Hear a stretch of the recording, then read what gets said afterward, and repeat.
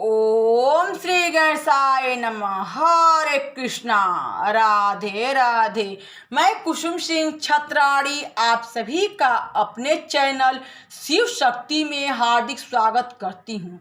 आज मैं आप लोगों को शिव महापुराण के चतुर्थ कोटि रुद्र संहिता के 9वां अध्याय की कथा सुनाने जा रही हूँ।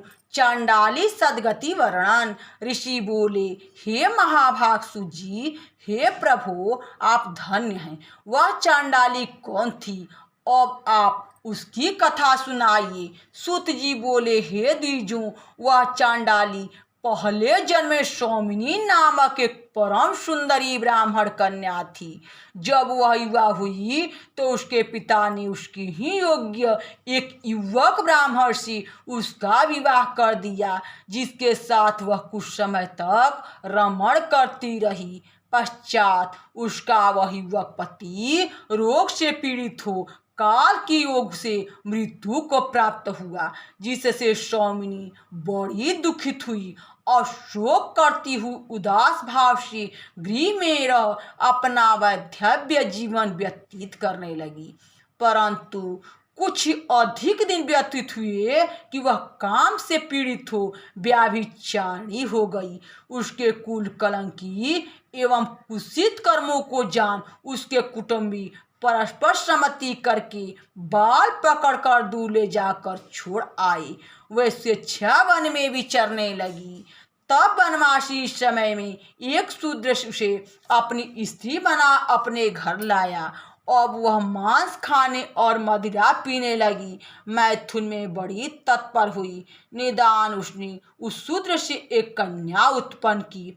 एक दिन जब उसका जार पति शूद्र कहीं बाहर चला गया था तो उसने पर्याप्त मदपान कर मांस खाने की इच्छा की, परंतु मांस नहीं था।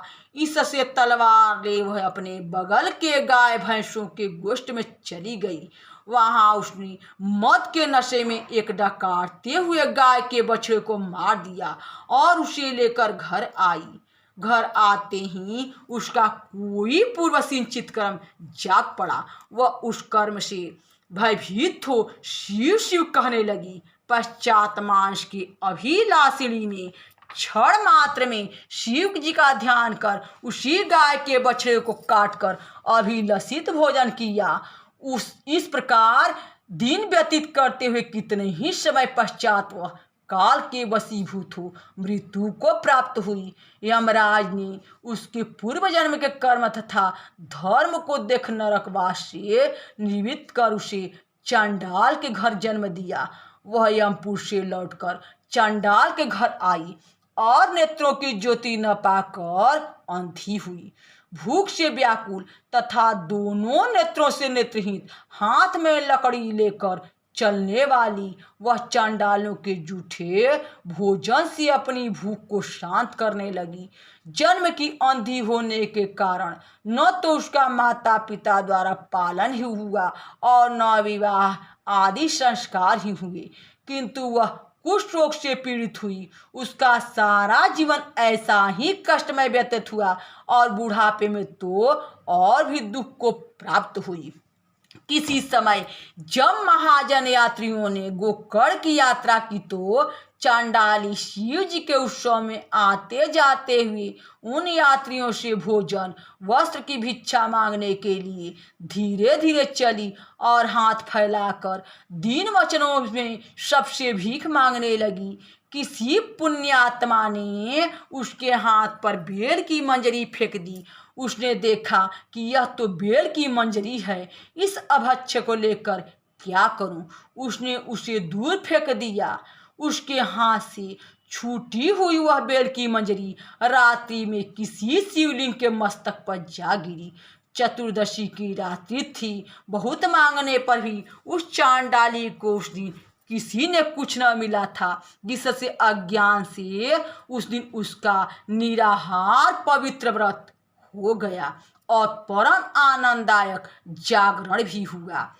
प्रातः काल वह बड़े शोक से व्याकुल और दुखी हुई और धीरे धीरे अपने घर लौटी, परंतु बहुत दिनों से दुखनी रहते हुए तथा उस दिन के उपवास से थकी मांदी मार्ग लांघकर यूं ही अपने घर के समीप पहुंची कि मूर्छित होकर गिर पड़ी और मृत्यु को प्राप्त हुई। फिर तो शिव जी की कृपा से शीघ्र ही शिव गणों ने सुंदर विमान पर चढ़ाकर उसको शिव के परम पद को प्राप्त कराया। उस व्याभिचारिणी चंडालिनी ने, जिसने पहले अज्ञान से शिव का नाम उच्चारण किया था, उसी पुण्य से वह फिर दूसरे जन्म में महाबल शिव के दिव्य स्थान को प्राप्त हुई। वहां उसने जागरण कर बिल्व पत्र से शिव उपासना कर पूजन किया। फलतः वह महाबल शिव जी की कृपा से आज तक उत्तम भोगों को भोगती है। इस प्रकार शिव जी का महाबल नामक शिवलिंग तत्काल ही सब पापों का हरता तथा आनंददायक है। इसके अतिरिक्त उनका और भी अद्भुत महात्म्य है, जिसे मैं आगे कहता हूँ, ध्यान देकर सुनिए। यहाँ शिव महापुराण के चतुर्थ कोटि दुष्संहिता के 9वां अध्याय की कथा समाप्त हुई। बोलो शंकर भगवान की जय। हरे कृष्णा। राधे राधे।